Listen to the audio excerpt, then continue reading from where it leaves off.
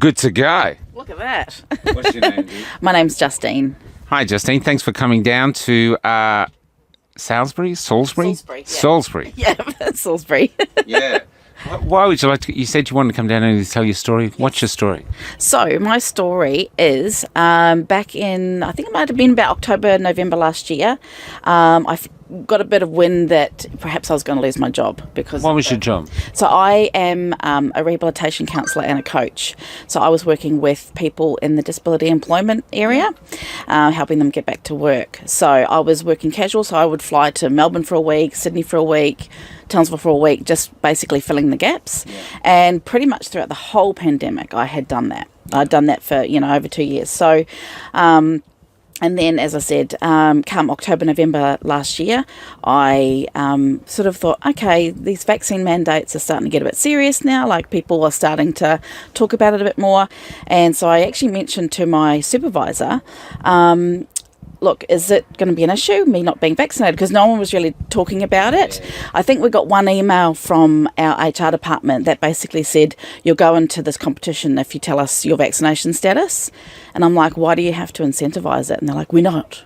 If you're unvaccinated and you want to be in the draw, just tell us. And I'm like, whatever. So yeah, so there was some talk. So I said to my supervisor, is my job in jeopardy? And she's like, pretty much. So at that point, I started thinking, okay, what am I going to do? What's my strategy? Because I'm not going to have a job. And so I did get a couple of nibbles from LinkedIn. And as soon as I had plucked up the courage to say, look, I just want to let you know I'm not vaccinated, they're like, oh, okay. And so then the conversation stopped. And that's happened a few times even since I lost my job. So moral of the story is I was contacted by our HR department, and the language was really strong. Like, it was like, you will be terminated and all this kind of stuff. And, if you don't do this, we'll be issuing you a letter on the 17th of December, which happened to coincide with the restrictions in Queensland. So, so I got a call on the Friday the 17th from HR saying, have you done it? And I'm like, nah. And they said, okay, well, we need to issue with this letter. Can you take your equipment to wherever it was? See you later. And that was it. And one of the things that I was probably a little bit upset about was that that I was advised not to say anything to anyone. So I was assumed I was just going to just skulk off into the distance, and people wonder what the heck happened to me. We're not anyone. We're the freedom movement. Correct. I like that. So I actually did make contact with a couple of other, because I wasn't actually in a team, I knew a lot of people throughout the company in my travels. So I contacted a few of them just to say, hey, I just want to let you know this is happening. I'm not going to be around. And a couple of them said, oh, I'm in the same boat. And so I actually found a couple of colleagues who were had their jobs threatened as well, both who have also did lose their jobs because of it.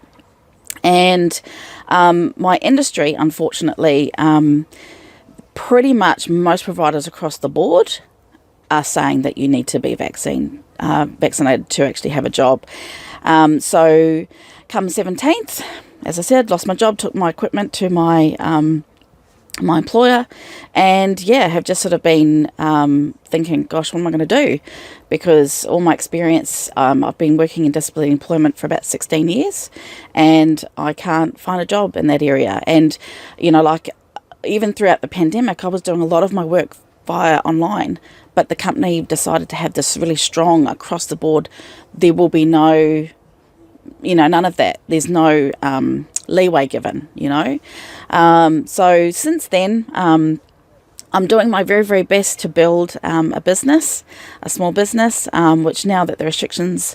What's the business? So my business is more towards my coaching. So I've actually got a meetup group that's going to be starting up in July. It's Gen X mums, so thriving Gen X mums. Okay. So I want to support them. That's my target market. So... just hoping that I can make something happen, because at the moment my husband is the only earner, really. I've managed to pick up a very, very, very, small contracts. So essentially my earnings a month are half of what I used to earn in a week. So it's helping with the business expenses, but it's not obviously taking care of the family as well. So it's very stressful. I'm one of those people that has anxiety, and I was doing really, really well, and just in the last couple of months that's reared its ugly head again, and I'm finding it a bit tricky to deal with that. So that's something that I'm doing the best that I can. But just, I think people and I think what you said the other day, Michael, was people think this is over, and I make it a point to say to people, I'm not vaccinated. And particularly when we had the restrictions, people would say, let's go for lunch. And I said, I can't. And they're like, oh, why? I said, because I'm not vaccinated. And they're like, oh, can't you? I'm like, so I do make a point of mentioning that, because a lot of people think that, let's take it for granted. Yeah, because they're all good. My husband and I, we are the only ones in our family that aren't, and my daughter. But luckily, our families understand. They haven't shunned us or anything, which is really, really good. I've still got a lot of my friendships intact, which is great. But there is judgment out there, and sometimes it just gets hard to deal with. So yeah, the mental toll, I think, is sort of, I kind of go like this. I kind of go up and down, and it's just a daily grind, and just, sometimes, or even though it's sort of magical thinking, I suppose, but you wish and hope and pray that things will get better. But yeah, I just want to obviously thank you guys for with your anxiety. Yeah. I think you have to take it for granted that what was is gone. Yeah. It's all gone. Yeah. Look back, it's gone. Yeah. Where you are now is a new life, and I don't think you can plan more. Even the way you used to plan, we're going to do this. A lot of people are organising. I'm going to do this month, then I'm going to do this. That's all gone. We're in a war. You literally enjoy the days as separate days. Yeah. And then if you're building business, just focus on that. I would day. Yeah, absolutely. My thing is just providing as much value as I can, because I can give regardless of whether I'm face to face, over the phone, online, doesn't matter. But yeah, it is a day-to-day thing, and you think, maybe in 3 months' time I'd like to, do an event down the track. But as you know, stuff can change in the blink of an eye. So it's been a journey, and I just like you said, it's not over, and I just make it a part of my day-to-day to just let people know that it's not. There's still people out there who are suffering every day. So thank you so much for the opportunity, Michael. It's been great. No worries. Thank you. Thanks for coming down. What's your name? My name's Georgina. I'm Roy. Where are you from, Roy, with that? Queensland. I'm Irish, actually. I'm from Northern Ireland, a little place called Enniskillen. Northern Ireland. So you know well about oppression. Oh, no, I'll tell you what, I do. But that's why I came out here, to get away from all that. Yeah. And it followed you. And it's here, isn't it? Yeah, so it followed you, so you're the problem. Yeah, I did. Yeah, but anyhow, look, see, I think maybe we have spread the word pretty good since I've been here. But listen, the thing about it is that what I got to say to you guys is that you spreading the word when what you're doing, it's going to be a big fight, lad, but I'll tell you something, I think we're going to win. And I'll tell you what, we're very disappointed. We did the election jobby all day, not rain. And something, the people we've got to educate, really, I've got to tell you, Michael, is the voters. Yeah. Michael, our brother and sisters are the problem. Listen, I'll tell you something, and the new Australian people. And what one bloke said to me, I'm so happy I want to vote Liberal, because he says the Prime Minister brought me here and made me a lovely country to live in. So I've got to tell you what, guys, even all our front row fighters, freedom fighters, there's a lot of work to do. And listen, I guess, look, see, yes, look, we all keep saying now is the fight's on, and we got to sort of maybe make it a bit different. And that's how we're going to change it. And let's get the votes. Now, I'm your cousin. I'm born in North Wales. Oh, that's lovely. So I'm your cousin. Oh, well, no, I'm quite happy you are my cousin, Michael, because God knows, I'll tell you what, there's not many around like us, you know what I mean? And That's right. Yeah, but and we got to be good and be kind. And I'll come back to you in a sec because you wanted to say about your son's business, so let's get that out of the way. Yeah, well, my son 3 years ago bought a cafe in a corporate building in a little town called Beenleigh, which is just in the suburbs of Logan. Yeah. And he'd invested all his money in it, and he had this nice little business going for 12 months. Yeah, keep talking. And he was doing really, really, really well. And then things started to trickle in, and the mandates and the lockdowns and more of the lockdowns, and slowly he had to let the staff go, and he was working on his own. He did really, really, really well. But everybody started to work from home. Once they started to work from home, that was his business. He was in the corporate building with no passing trade, but it was a busy little cafe. Yeah. Anyway, he struggled on for 2 more years, but then he was starting to spend his own money, and he just decided the best thing to do was close up. And now he's closed the business, and he's now got a big tax bill to pay, and he's got a GST bill to pay, and he just said, I've just gone backwards so badly, and the government are raving on about how they paid people money and all the rest of it. They're giving businesses nothing. He's not the only one that's going through this, but businesses have suffered so badly, and he's lost all of his life savings, and it's really, really tragic. How's he surviving? I mean, emotionally. It's been a roller coaster. And he's been through many, many emotions, Michael. He was lucky that he got a job as soon as he left the cafe, and he's working for a semi-government place, and he picks people up and takes them for their appointments at doctors and those sorts of things. So he's got an income, but he had to take the vaccine, which was it nearly killed him. I think that was a worse shock for him than losing all his money, and losing the money's not been good. So he's now faced with this big tax bill and doesn't know how he's going to pay it. So the emotions are terrible. And, for a mum and a dad, you don't want to see your kid. He's not a kid, he's my kid, he's 47. But he's just done it really tough. And he rang the taxation department the other day and said, look, is there any way that I could get this waived, or could I get it addressed? And they said, there's nothing we can do. You can put in the form, but you'll be wasting your time. So they're really, really helpful. And I've talked to an accountant in Melbourne, and he told me, he doesn't want to record it, but he's a good mate of mine. He said we're on the verge of economic disaster once they start coming for the tax, because no one has it. Yeah. And people owe tons, no one has it.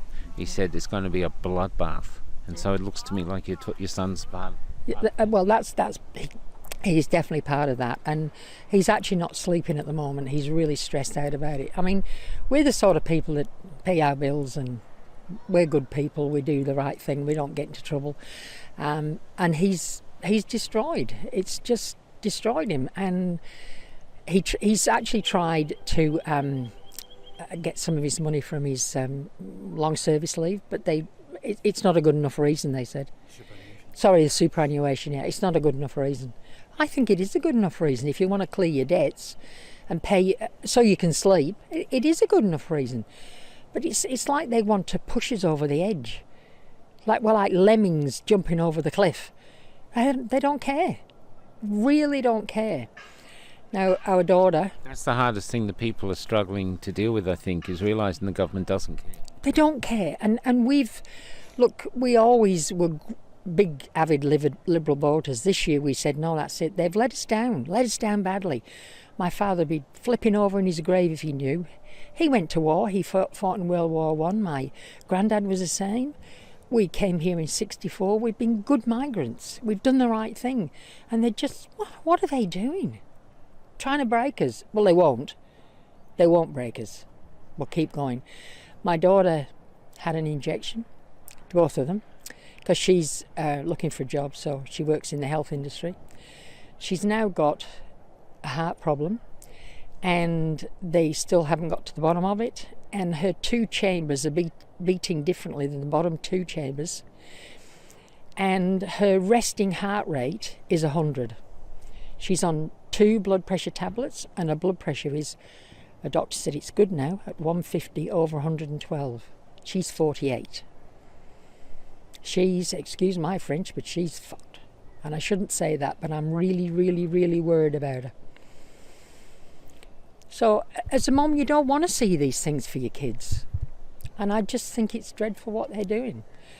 But as we say, Michael, to finish this off, I think we've got to all push forward, stick together, spread the word, spread the love, and not let them get us down, not let them break us. They're not going to do it. I'm a tough North of England woman. You won't break me, mate. I'll take some breaking. And I'll be in that front line fighting all the way.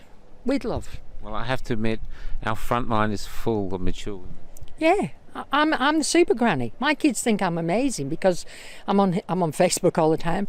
I've been banned twice, in jail for 30 days. I don't associate with anyone who hasn't been in Facebook chat. Well, it's taken me till 72 to become a rebel. And I am a rebel, and I'm a proud rebel. Well, we need rebels now. Yeah, and I'm here for everybody, and I just think that's what we've got to do, you know. Viva la revolution, with love. Yeah. I'm going to move to you now. Yes. Let's talk about Northern Ireland. I mean, you guys suffered years of oppression at the hands of the English. Well, brutal oppression. Well, it did start. And listen, the thing about it is, I'm 78 now, and I'm doing okay health-wise. But the world never knew what we were going through in the 50s and the early 60s with the troubles in the island. And I remember going to Boy Scouts or even going to the church. The police and the reserve police and the army would be on them bridges with barbed wire. And I'm telling you what, they put you up even 10, 9, 12 up against the wall and make sure you don't get nothing in your pockets. Because it was like that. But once the 60s came, it seemed to be more publicised. And I joined the electricity board, in Northern Ireland, and that's where the work was really good because they kept blowing up the transformers and stuff. You got no idea. And when you're involved in that there, it's a scary thing because 10 o'clock at night you'd say, right, we're on a job. They're just blowing the transformer up down at the bloody police station or something. And down you'd have to go down there and sort it all out. But I was doing my apprenticeship now. I was 4 years probably nearly in it. Did the IRA see you as a part of the enemy because you were fixing it? Oh, well, if they knew, they probably would. But don't forget again, it's like a secret service, isn't it? Like the IRA, and they work that way. And it was shocking for the experience of growing up in it. Like, you know what I mean? Scary, yeah. But you know something? I think once I got to about 15 or 16, I was hardened to it. We knew what to expect. But my mum and dad said, you've got to be in at 9 o'clock tonight. Do not leave it any later if you're around 14 or 15. And as you know, summertime, we played soccer in the park till... Well, they've got to realise the sun in the UK, 10 o'clock at night is still like broad daylight outside. Oh, of course it was. And parents really in those days would be bringing the kids in, come on, up top of the street, shouting, come on, bedtime. But listen, I guess then my dad always said he'd like to come to Australia, and that's how I got this urge to come to Australia. And unfortunately, my grandma, which is my mum's mum, didn't want my mum to come. So I had all this thing in the back of my mind, when I get my time done in the electrical department, I'm going to go to Australia. I want to go and give my family, get rid of this shit, So obviously I arrived here in 66, and boy oh boy, you could smell freedom. It was just such Let's talk about that. We had a guy on last night saying we were never free, but I don't believe that. I was born in Wales, 66 I was born. Came here when I grew up in a free country. We did. Well, people saying we were slaves. Well, I didn't feel like a slave. I felt free. Listen, honestly, and with respect to everything, I will tell you now, I never missed a day in my life in Australia working. How good's that? Yeah. I had a little operation on my leg, went in 9 o'clock in the morning, out the next morning, back in the office or back in the work again. So people out there, I don't know how they actually would come here and not work, because we had the freedom to do it. Like, I couldn't set up back in Ireland. Say I want to set up a mower shop, for instance. I couldn't do it because Jim Smith down the road had a mower shop. And no, you can't do that. You can't go in opposition against Jim Smith. No, do you understand what I mean? Yeah. And I live in the town, probably, in that area I live, there's probably about 7,000 people, probably, only on it. Very famous little town, and it's Skillen. And, but listen, I gotta say, maybe there's some different levels of freedom. Freedom is only fought by the way you feel in your heart, Michael. Michael, you want to work, you want to make your family have the best things, and not shit around out there, and you've got to work for it, Michael. You can't live in the government. This business. Oh, the government look after you. Government bullshit. The government only supplements us to keep you alive, you know. And now I do realise that obviously what we did, and Georgina and I, you know, I guess we're pretty well off working. She was a great worker, hairdresser. I worked our asses off, mate. And we're in a position now where it's not too bad. We're happy enough to be there. But to see the young people marching up and getting all these needles, the vax, I feel sorry for them. I do feel very sorry. Just so they can have their freedoms. Just so they can have the freedoms. It's not freedom. It's subscription freedom. It's not, and we try to explain that to people. You know, it's not freedom. This isn't they've taken our freedoms from us, and it's not about being allowed out or being. Well, it is, because the mandates were ridiculous and locking us down like that. But the needle, that's not freedom.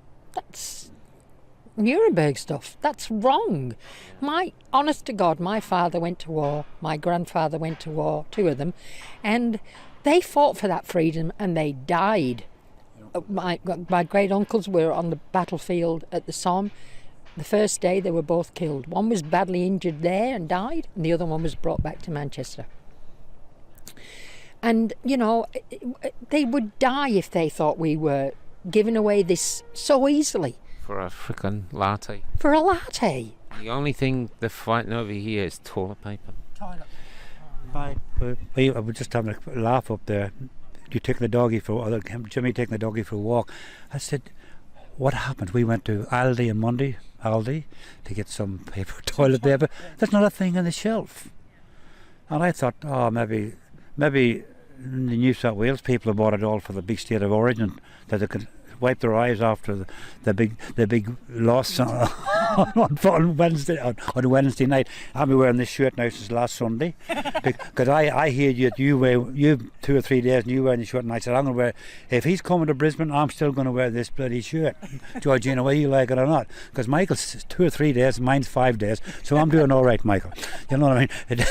And you know, the Welsh people will do the same. You know, I got to tell you that, because I've got a few taffies in my mates too, and good blokes, top blokes, and yes, mate, got the same values. I think we have the same values, and I don't want them taken away, but to get the values to our young people and out there now, you must have the jab, or you must have the vaxxed to keep your bloody job.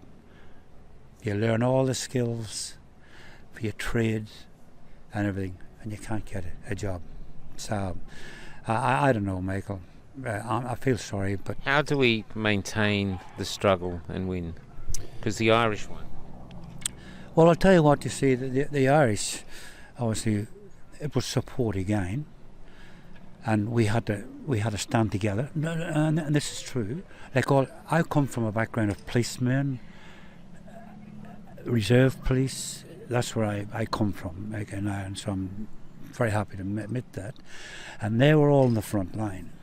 Do you understand what I mean? Yeah, I do. And look, some got killed and all that sort of thing.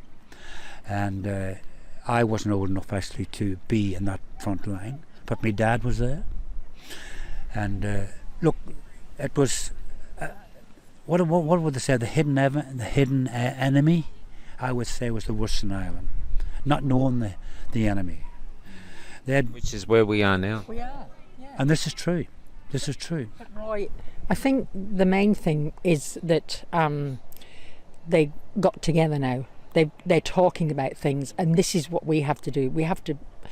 The government have to listen to what people like us people have to say, and we have to work through the process of resolving and getting back to where we were. But it's going to take some healing, Michael, and it's going to be a long process. Look at how long Ireland was fighting. I think this is a long battle. And somebody in Ireland now, even recently in Ireland, they've got a big drug problem in Ireland. So I transferred from the Troubles, they're called the Troubles, the IRA, and this is going back years too, because in Ireland we don't have the employment, and it's ridiculous to say that, that obviously industries, there's no great big industries. Well, you got the building industry, but this is all to do with this population. The depopulation. They've started years ago. They've got it from all our small countries after the war. What are we going to do with the people to work? There's no industries. And I think this is where the United Nations or the Third World Order is now looking at it at 2050. And I'm feeling this. How are we going to feed all these people and all this? There's no more wars now, there's nothing. Michael, maybe I'm going stupid, but I think myself there's definitely something in it, mate. This facts is going to help it. I think it's going to cut it. It's going to depopulation. Yeah, depopulation job, and we actually do a lot of research. Everything we can. George is brilliant on that Facebook and. Yeah, and we do lots of speaking to people too, Roy, don't we? We down do the rabbit hole. We've been to Standard Park. We've been down the Gold Coast. We're doing all them things, and yes, but these ones we've educated. Do you think? Are you feeling a change? You feel more people are coming across? Some days I get up and I think, yeah, there is, and you read on Facebook, somebody will say something like Senator Jared Rennick, some of his stuff, and the people that supporting him, they're saying he's doing some amazing work. George Christensen was the same, and there seems to be more people commenting on how we are all thinking now. I think there is. It's like a tsunami. It's just just about to hit. But it's not quite there yet. But still, I have lost friends on Facebook. One of my old friends for 40 years said to me, I don't know what's wrong with you, you're like a Muslim fundamentalist. Or one of them idiots that glues himself to the roadway. What are you sharing all this stuff for? And I said, because it's my Facebook page and that's what I believe. So he went right off at me, and I said, well, you know the option, there's 3 little buttons up there. I don't want to lose you, but if that's what you want to do. So he did. But I don't believe that I'm a fundamentalist. I think that I'm trying to say to people, don't let them do this to you. Get some backbone and say, no, we're not doing this, like the doctors need to do. I know we've got a few that are speaking out. The doctors need to stand up. The nurses need to stand up. Everybody stands up and says, we are saying no. Easy. And listen, we've got to congratulate my old mate Hoodie and Johnny Lara. We never miss. Hey Hoodie, if you're listening, but I'll tell you something, mate. You're doing a marvellous job, and look, I'll tell you something. You've made me really believe that there is a God maybe out there. I come from a religious country anyway. We went to Sunday school, we went to church, we did all the things, and it never did me any harm, Michael. It's still there, and it's still there. And when I hear guys like Hoodie and John Lara and all these guys, look, mate, I think it does help. Maybe there is somebody just being comfortable to us, or trying to say, hey, mate, you're going to win a battle. You're going to win this battle. Does that make sense to you? We're still in the good fight. And I'm sorry I'm not 20 years younger. I think myself, I'd love to be in the front line with these guys. I would have liked to have been there, because I like a bit of chat and good chat. Like I am one of the people that seems to get in there with most of them and do a good job, you know what I mean? And but listen, mate, again, you're doing a wonderful job. Cheers. I'll end it there.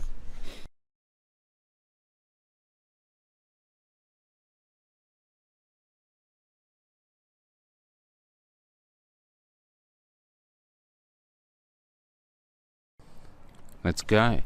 So we're here in Brisbane. We're in, how do you say this word? Salisbury. Salisbury, not Yeah. Salisbury. And Salisbury. and I'm not here. Where am I? There. Okay, and we are here with Tea. T. Now, can we see your eyes? Of course you can.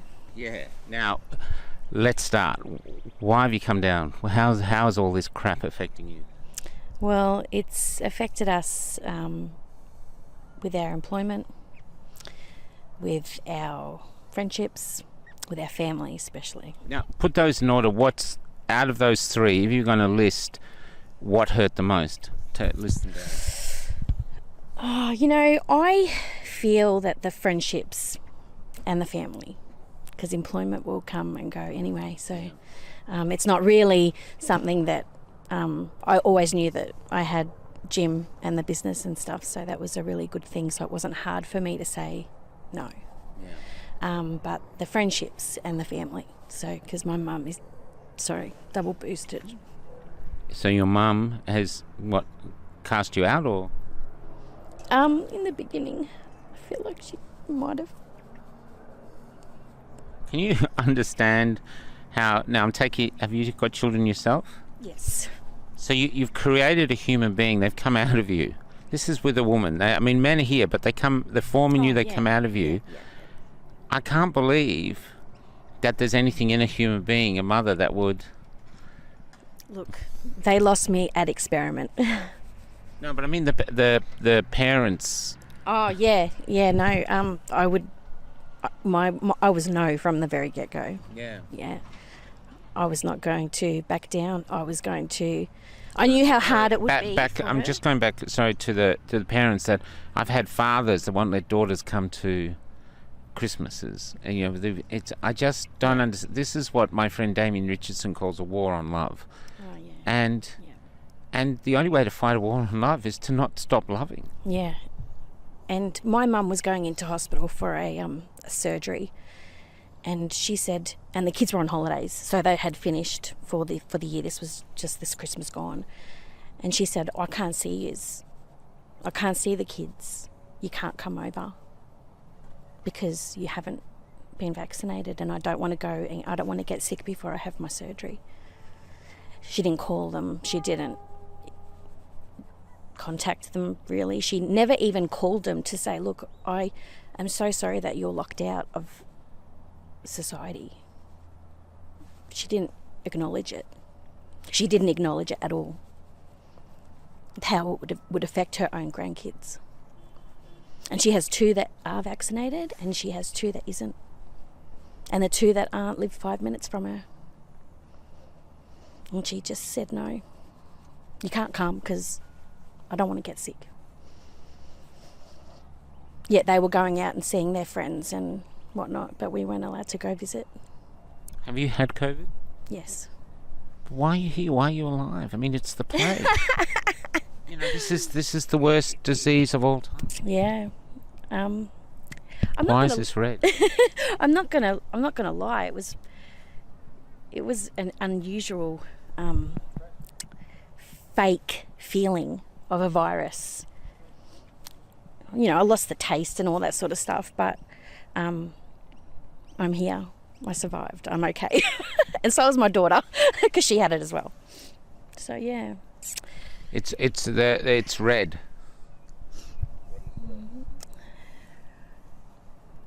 Sort of got a red tinge to it.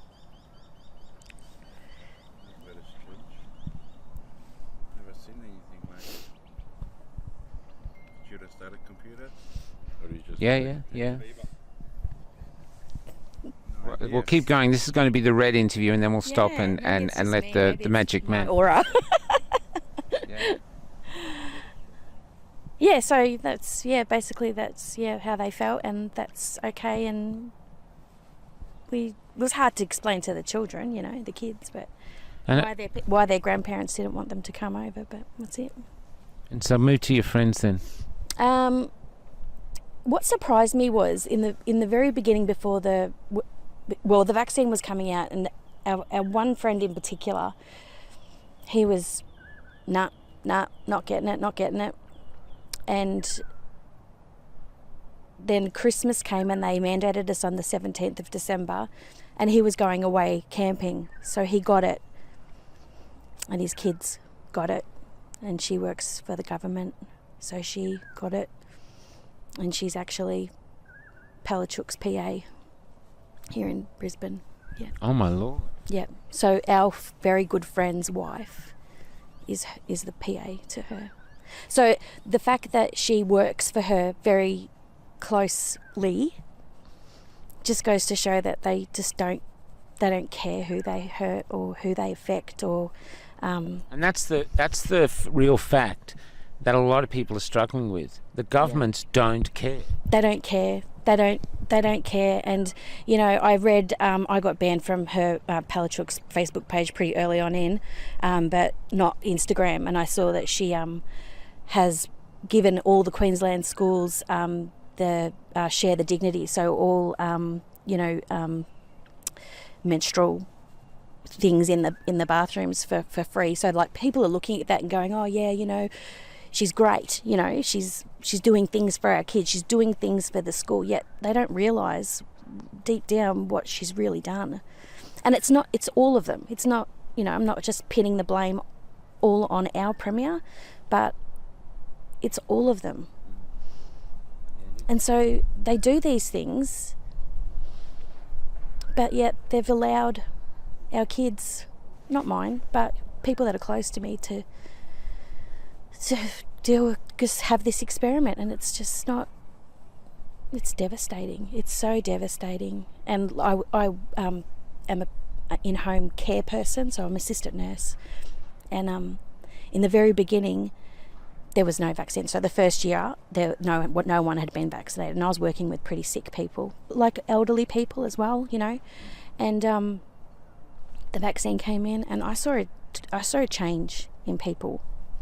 What sort of change? They were generally unwell. They had a feeling of being unwell, and they would often say to me, "Are you going to get it?" And I said, "I'm just going to hang out. I'm just going to wait. I'm okay. Like I'm good." And I had to wear full PPE, so I had to be in all the scrubs. And the only thing that made me sick was the mask, breathing in my own. It's awful. And in the end, they were sort of like, get it off. They could see, that I wasn't making them sick. In the end, a client did make me sick. She basically told me that she had it. So you caught COVID from a vaccinated person? Triple vaccinated person. Triple vaccinated? Yes. I caught it off her. Because the vaccine works so well. It does, yep. All three of them. It's unreal. It's unreal. And I wake up every morning and we don't watch MSM anymore. We just, maybe for 5 minutes to see what fuckery they're up to. But I turn it on, I want to smash Koshi in the head every time I see him on sunrise. I'm like, oh, I just don't know how they can sleep at night. I don't know how their conscience lets them live life. I interviewed someone who worked for them. They had 5 people working with the show who were seriously vaccine injured, this guy said. Yeah. He never came back to me. He said if he lost his job, he would, so we're still waiting. Yeah. But he said they were injuries and they were ignoring them. I don't know where we're going to go with this. I believe it's going to be years until we really make people aware. I hate saying wake up, or woke, but to inform them gently, that they've been lied to, and that the most heartbreaking thing was trying to tell people what's going on, and they seemed interested, and you think to yourself, I'm gonna get her, I'm gonna get somewhere with her. And this was my cousin, and she's in Torquay with her husband and 2 kids who are very young in primary school, I think like grade 1 and maybe 4. And I remember texting her very early last year, and I said, at that stage they were both double vaccinated, and they had to be to allow these kids to go into school after the lockdown in Melbourne happened and whatnot. They had to be vaccinated for their kiddies to go back. And I remember saying to her, texting her and saying, look, are the girls vaccinated? And she said, no, I've got them booked in on Wednesday. And these are beautiful girls, beautiful girls. So much life ahead of them. So smart, you know. And she said, no, I've got them booked in Wednesday. And I said, okay, do you mind if I send you some stuff? You know, I didn't make a big deal of it because I don't want to go, you can't do it. You know, I don't want to frighten because I know that they have been, but would you mind me sending you some stuff? And that was when the CDC said that it was not recommended for 5-year-olds and over, and that they would they'd be okay. These kids would be okay. We would be okay as well. And she said, sure, send it. Yep, send whatever you've got. And at that stage as well, her sister, which is my cousin, she was pregnant and she was double vaccinated while she was pregnant. She's had the baby. And all seems okay for now. But didn't matter what I sent her, she got them vaccinated. So you don't Why do you think? Why? I believe that Melbourne, unless you lived through what the Victorians lived through, which was the 12 brutal months of lockdowns and the police brutality and everything that we saw, not on the news obviously, but the independent Z media. We're not even on, are we? Oh, it's just getting worse. Might have to stop it. Hold on. Boring. So we're here with the brawn behind the brains that we just interviewed. Yep. And what's your name? Jimmy. Jimmy. Now, what are your thoughts on what's happening? And you've just listened to your wife did a great interview. Oh yeah, she sort of was down the rabbit hole way before I was. I was just sort of went along sort of with sort of what she was thought until it all sort of come out, and then realised what was actually happening. So and then it all started making sense. But she went down the rabbit hole way before. Yeah. And are you surprised? What's most surprising to you out of what's happening? That the government's doing it, your friend's reaction? What's the thing that's throwing you the most? Just how much people are complying, and people that say, oh, I won't get it, or I didn't want to get it, but I had to, or I did. And it's just like, well, no, if you didn't want to get it, don't get it. So how much you get locked out of places. I mean, national parks, we couldn't even, I had friends that got it because they wanted to go to national parks to camp in a national park over Christmas because the government locked us out of that, locked us out of the stadiums and everything else. Yeah. So just, crazy. Yeah. The other thing too, you're doing life saving? Yes, I'm a volunteer lifesaver. How long? 7 years. 7 years. Yeah. And they've stopped you doing that as well? They did. They mandated us, but we could still go. But then they've revoked it before it actually got mandated. So it was just, I think it was a ploy to get people vaccinated before. Okay. So in the end, they didn't do it? Yeah. But I didn't go. So once they mandated us, I did one patrol in January, and then I haven't been back since. Do you think though, if you were drowning people before you saved them, they'd want to see your vaccination status? Yeah, no, I don't care. If you drown and you want to get saved, don't you? So, but there's I was in a life-saving page that was all over, and I think everyone else is still mandated, all the other states. And when we went to Canberra, there was a lot of lifesavers I met up with, so it was good. Well, the other question that we're asking, especially asking of blokes, is we feel like our democracy, our freedoms, our kids' futures are under attack. And so many men are not standing up. Why do you think that is? I think just accustomed to it. It's just everything. It's like pay more tax, do this, do that. Everything's just a paper chase. You look at the safety and look at high vis. If you don't wear high vis, you stand out more these days. You go and work on a work site. You've got to have gloves. You've got to have glasses. You've got to have earmuffs. You've got to have a hard hat. You've got to have a flashing light. You've got, it's just crazy. It's just getting out of control. Yeah. Like be responsible for yourself, and you can't teach common sense, I suppose. So they try to cover it up with high vis. No, but more it's trying to say why. I mean, we go to the protests, it's mainly women. Oh yeah, definitely. Yeah. And wondering where the men are and what's it going to take to get the men to join the ranks and stand up and fight. Yeah, I don't know. They want to go to the pub and have a beer, so they've got vaccinated. I'm not sure. Yeah. No, that's a good answer. It is. It's all, like even in Canberra, it was just the amount of middle-aged, elderly women, all the rallies, like especially the ladies come from Mackay and all that. So like all the Brisbane rallies, and they're there, and you just see the same faces over and over. I mean, there are men, but it's the ratio is women. Yeah, majority is women. And that's what baffles me. Yeah, don't know. How the men live with themselves, go home and let the women do their fighting. They're old women. Yeah, I don't know either. Maybe we should have, in the next time we build shrines, we should just have, instead of all these young soldiers, we should have old women. Yeah, old women there. Yeah, unsure. Why not? They've earned the right. Yeah, definitely. Yeah. So they're there like protest after protest. Yeah. You see the same faces over and over and over. Yeah. So rain, hail, shine, they're always there. Yeah. Extraordinary. Okay. Cheers, brother. Anything else you want to say? No, that's it. Just like enjoy the work that you're doing. So watch every night. So you're my new TV. Thanks very much. No worries.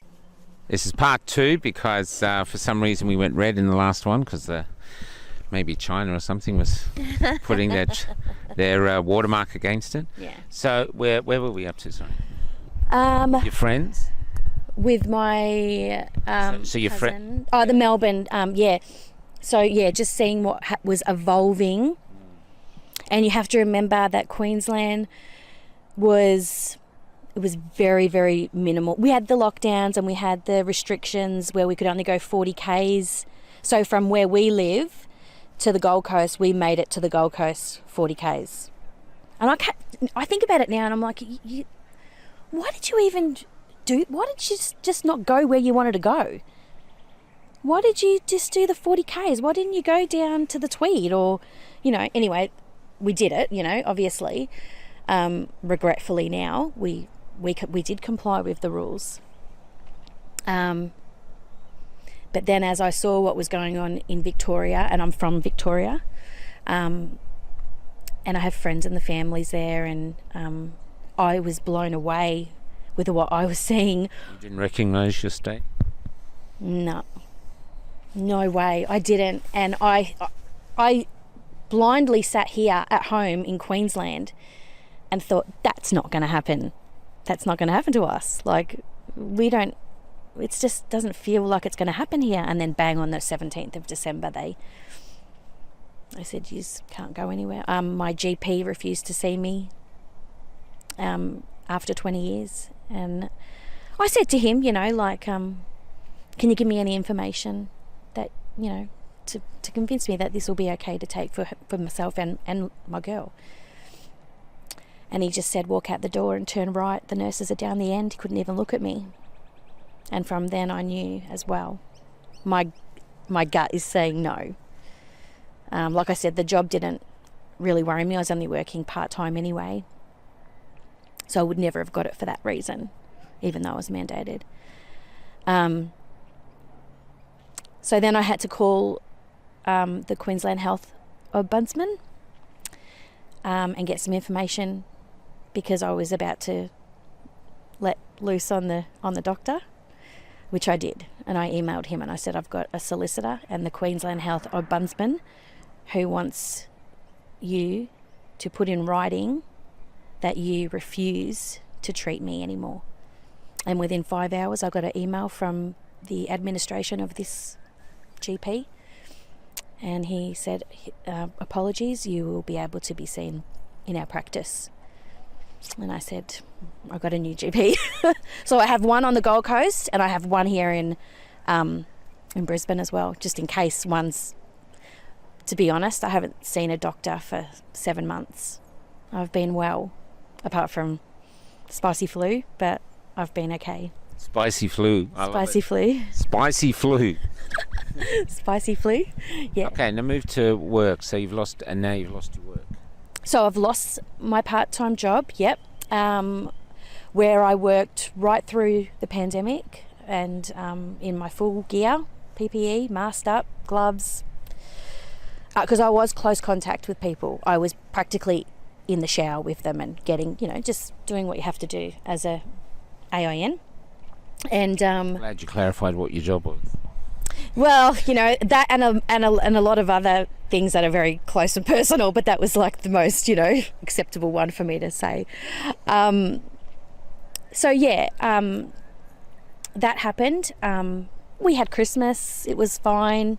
We were fortunate because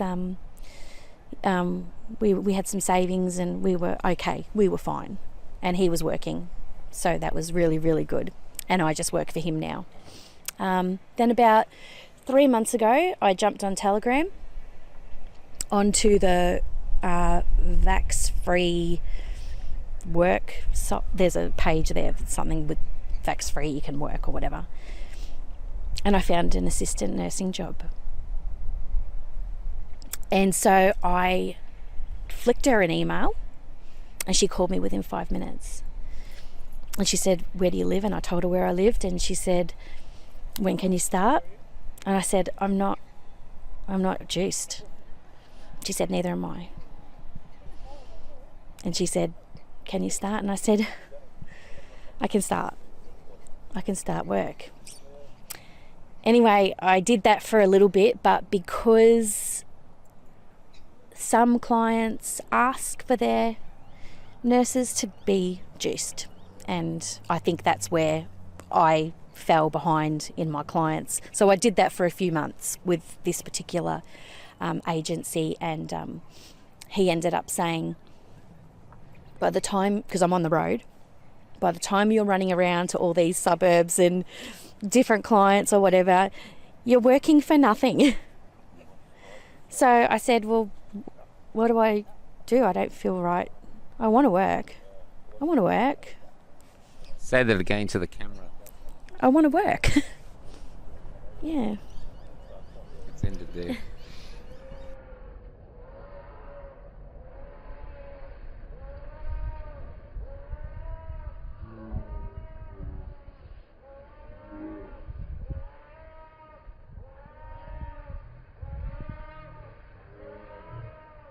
Start. You want to stand up to show your t-shirt? Sure. Put every treasonous sitting member last. That's the one.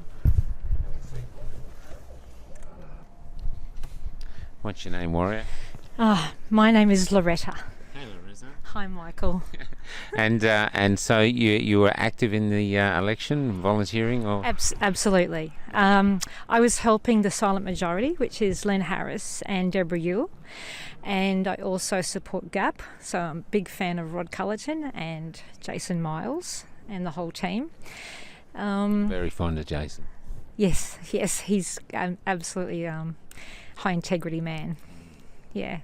And how, after the election has been a big hit for the freedom movement, I know we did quite well, but I think we were all hoping to do a lot better. How have you gone after it? How have I gone after it? We've done a lot of soul searching, I think, and we're happy enough to listen. When I say happy enough, we're prepared to listen to what people think. And there's been a lot of opinion, and it's hard to know what really took place. I have my own opinion, and my own opinion is I think perhaps there weren't enough of us. Perhaps. And enough? You mean enough volunteers or enough? When it comes to the election, supporting in the election, just wasn't enough volunteers. There just wasn't enough. In my own local electorate, I was there sometimes a whole day on my own. Wow. And I was just so determined to not give in, and it didn't matter how much my feet hurt. I would just walk up and down the pathway like a budgie in a cage just to get past the, gee, my feet hurt. And just talk to people. Young people would roll up just with their phone, and so I had my fingers crossed going, oh God, I hope they've got an app from somewhere, that has encouraged them to choose a political party who are in favour of freedoms, in favour of our human rights, and against the mandates. That was really the most important thing, because they'd say, no, I'm right, thanks. And it's like, okay, I'd say, please vote for freedom. That's what I used to say, and please vote for freedom. One young guy said, oh no, I'm just going to do a donkey vote. And he didn't look any more than 18 or 19. And I said, please, have a look at these parties. This was for the Senate. I said, all of these parties, I said, are freedom defending political parties. I said, if you just put a donkey vote in, I said, you're giving away your say. I said, and you're essentially you're giving a win to the majors. I said, please vote for freedom. And he went, okay, I'll have a look. And you know, when he came out, he said, I voted for the Cannabis Party. And I went, thank you, I don't care. As long as you voted for somebody. So, do you know what I mean? And that's something. That's so important. So important. So, And about yourself, with you lost your job, or where are you? So, yes. No, I'm very lucky. Have been able to be a stay-at-home mum, and I've been able to be there for my children. I'm very plugged in and very engaged parent. My poor kids, like, they tell you that too. They go, oh, yeah, nothing. We don't get away with anything with mum because, you know, it's like I'm there. It's like, yeah. But I've been very fortunate that my husband's work in the beginning were deemed essential. So they're in the manufacturing industry in steel, and there were some certain types of contracts that, you know, the industry's involved in that they needed to keep going. So he had work. However, my own passion is health, and I've spent 6 years just self-educating in the field that, you know, I'm extremely passionate about. But to be formally recognised and to work in that, I'd need to be jabbed. So I've kissed the opportunity goodbye, but I've not let go of hope. I've not let go of hope. So, yeah. Do you think they're going to drop the mandates? I don't know. In all honesty, I don't know. I think it would take some serious civil unrest, and then we don't have weapons. We have nothing but our hands and our voices. Do you think there's a way we can win without weapons? Because I prefer not to get to that. I don't think Gandhi did that. Mandela didn't do that in the end. I don't want to see bloodshed. I really don't. And I was so traumatised watching what was taking place in Melbourne. I was at my kitchen table crying. What did you think was happening then as you were watching it? Not physically happening. What do you think was morally happening to the country? Morally, the country was being strangled. Morally, the country was being strangled, murdered. That's, yeah. And as I watched people choked, grabbed in, you know, young women grabbed around the throat, and it was like, that could be my child, that could be my daughter. There's no difference. It doesn't matter that she's on a video in another city, thousands of miles away. That's someone's daughter. She's my daughter. She's as good as my daughter. Yeah, I feel very passionate about that kind of stuff. That's all right. There's, I think the police backed off in the end because they realised, with all their violence, instead of crushing the resistance, they were breeding it. Oh yeah, they were feeding it. They were absolutely feeding it, because I think as humanity we realise what you do to another, you do to me. It was wrong. That's a perfect way to put it. Yeah. Anything else you want to say? Yeah, there is. It's really, really important with the elections that are coming up, that the people understand the nature of the political landscape. It's very, very important. With this last federal election, we really needed to recognise that we had a two-party preferred system. And as unpleasant as it is for many people, for whatever reasons, we only had two parties that could compete and challenge that. And they were United Australia Party and Pauline Hanson's One Nation. And people needed to put aside their personal objections for whatever they were and realise that if they wanted to introduce an alternative government, they really needed to vote for those two parties. They really did. And then the others in their second and third preferences for the House of Reps. And then they needed to look at perhaps their passions for whatever political party they're aligned with for the Senate. That's what we really needed to do. And when my group, we were promoting to put the sitting member last, that was designed to remove the sitting government, but not just the sitting government with their opposition, because then the other half of that strategy is, so then once we do that step, what's the next step? And the next step was to put in the freedom defending party, but in a two-party preferred system. And so that was a little bit complex for people to understand, but that's where we had to go. And then sadly, we had the leaders of those two alternatives, we had them playing their political games. And in them doing that, they demonstrated to the voter they were no different to the major parties, because what they did was not listen to the constituent. The constituent was saying, we want freedom parties, we want anti-mandates, we want to put the majors last. Instead, what they did was they started making deals. For whatever reason, they made those deals.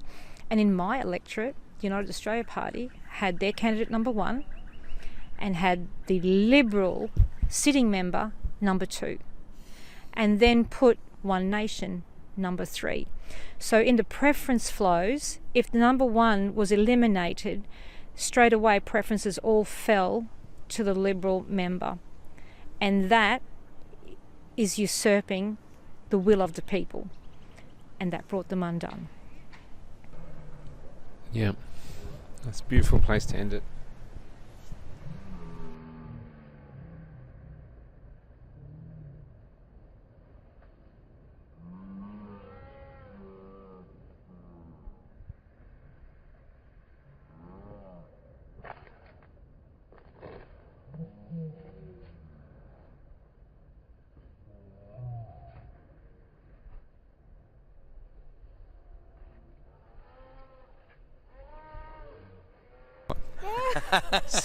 So who are we going to? Jim. Milena. Now, you've been following the show and Cafe Locked Out for a while. Yeah, pretty much since it started. Yeah. Since it started, yeah. So what are your thoughts on what's going on? Well, I'm quite disgusted with all the things that have been doing to the people. Yeah. So hopefully that they'll finally listen and realise that it's all just a fog screen. Who will listen, the people or the government?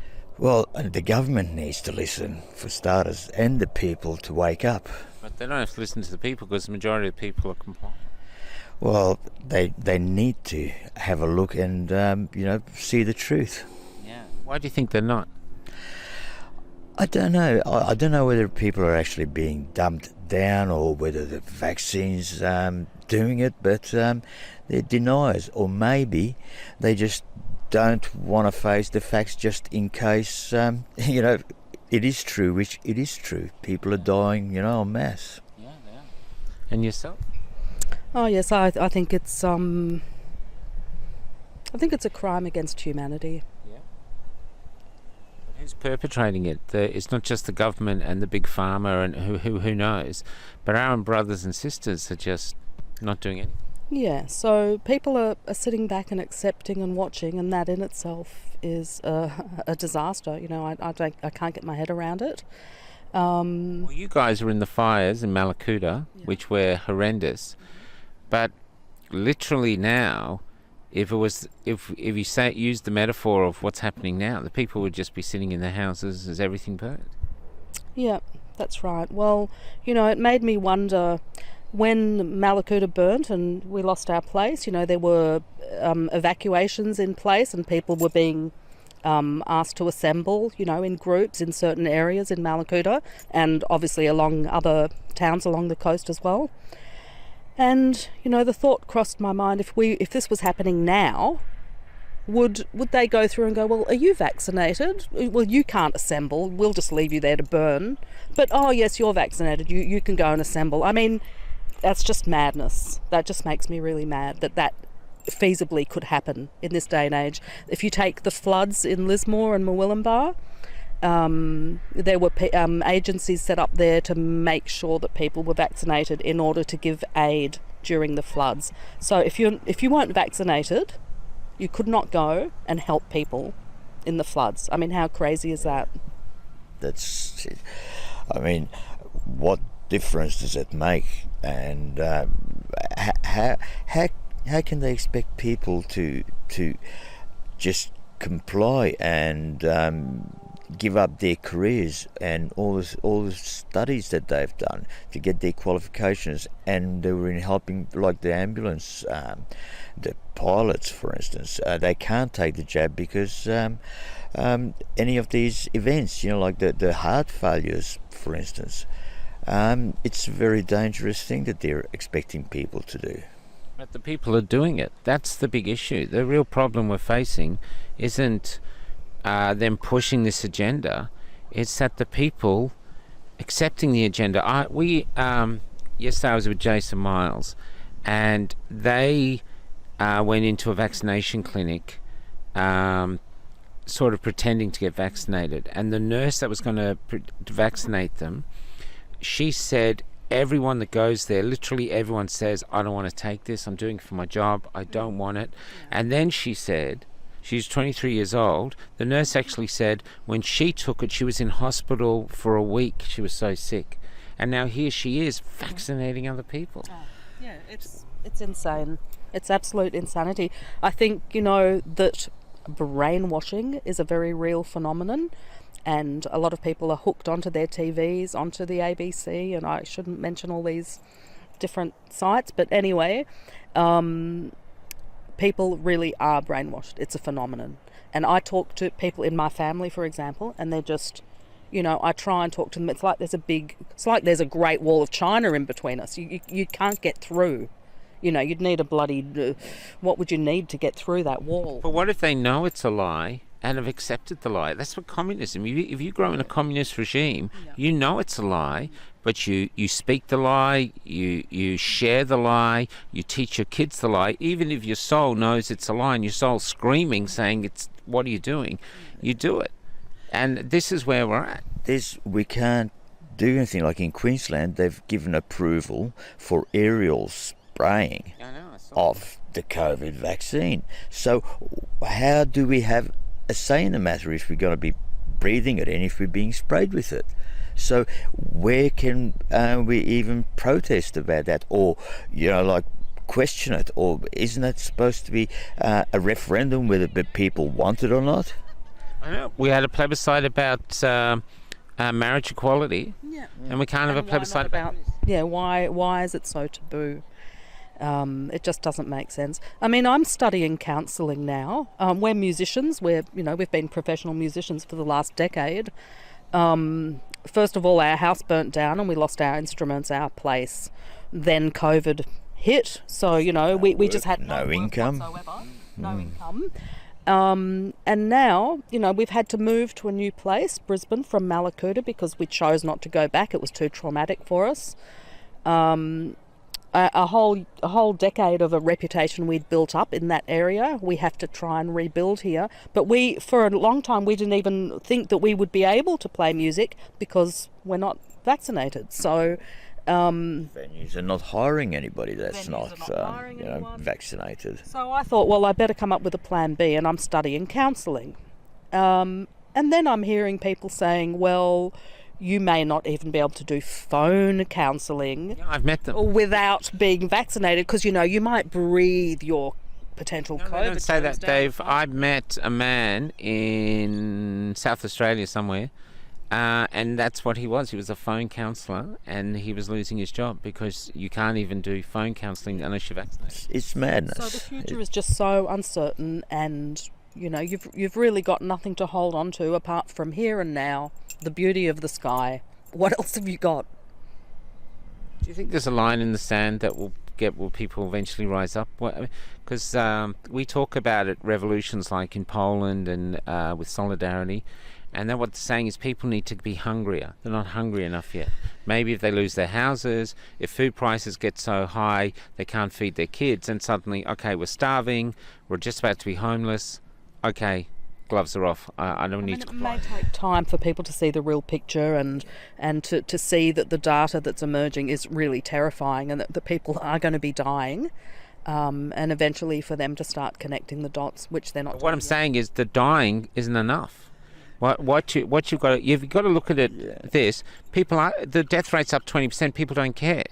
So, but I think what if it takes, okay, as long as I keep my house, as long as I've got my toilet paper, I don't care if the whole street dies. But once they go, okay, I'm losing my house, I've complied, I've taken the jabs, but now I'm about to lose my house. Now I can't feed my kids. Then suddenly you've got a French Revolution. You've got the solidarity movement. You've got in Romania they rose up, and it suddenly goes up like a fire because they've gone. I'm trying to find a way out of this without conflict, but you're just stealing and stealing and stealing everything, and then So suddenly what you're there's a saying way. is that we collectively have not hit rock bottom yet. Yeah. I don't think so either. I think what they have done so far is they've tested the people out how far they can push them, and people are just taking it. So nobody, until people realise, because within the next 3 to 5 years it's going to accelerate, it's going to hit home a lot closer, people being injured and people dying within families.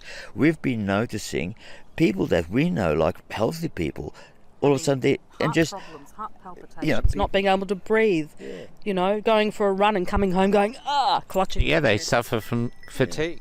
We're watching it, we're seeing it, family members, and you try and say something, but they just, like I said, there's a screen there, they do not comprehend. They don't want to know. I think they're scared that it's true and they've taken it and there's nothing they can do about it, so they'd rather not see. So they're just hoping that it'll go away. Yeah, which I can't see how it will.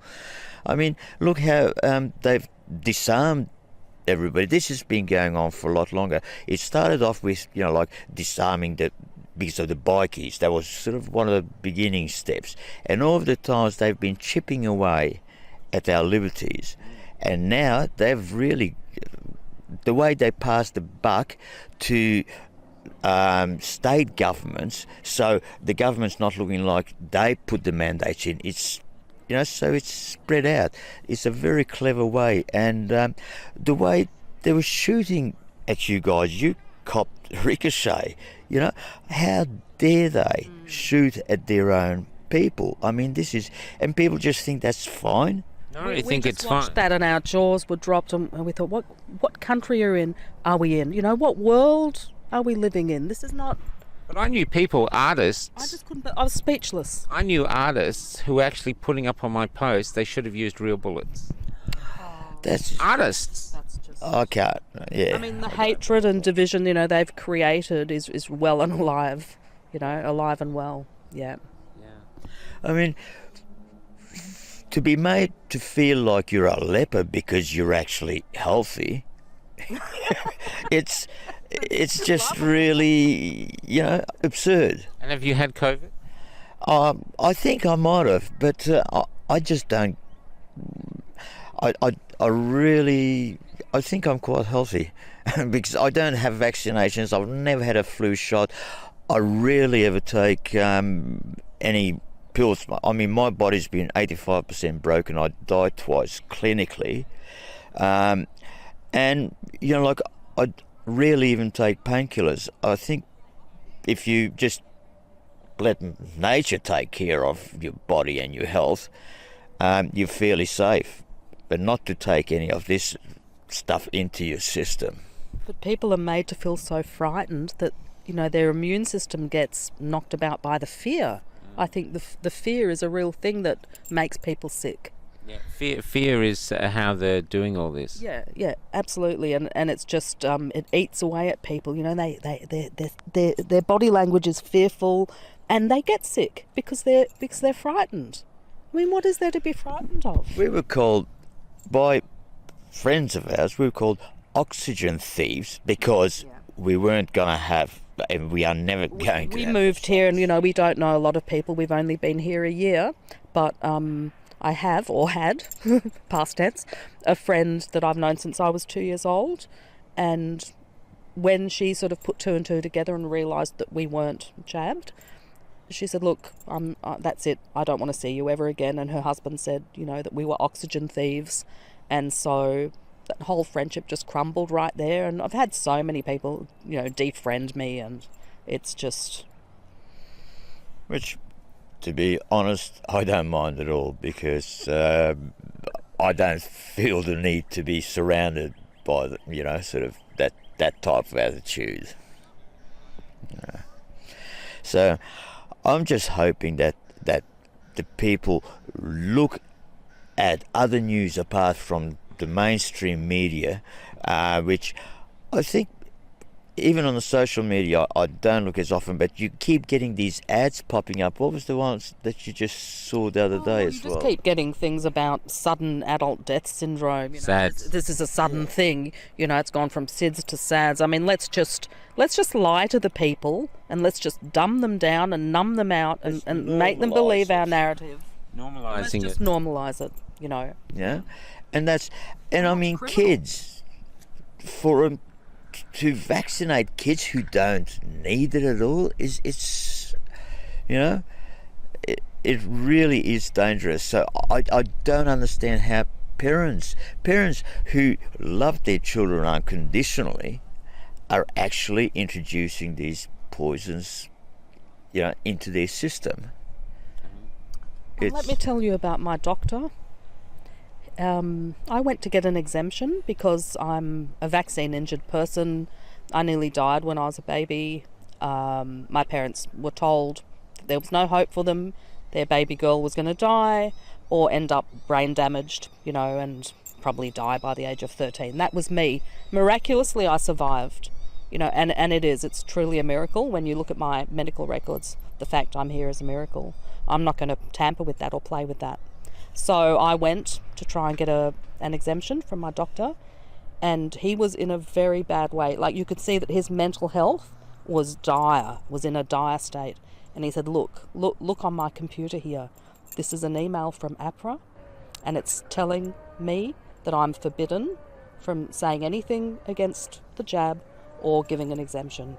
How do you think I feel about that? He said. It's really... I really felt for him. He was suffering mentally from being told what to do by this government body. Since when is the patient and doctor relationship to be tampered with? I thought it was a sacred thing. Okay, let's leave it there. That's great.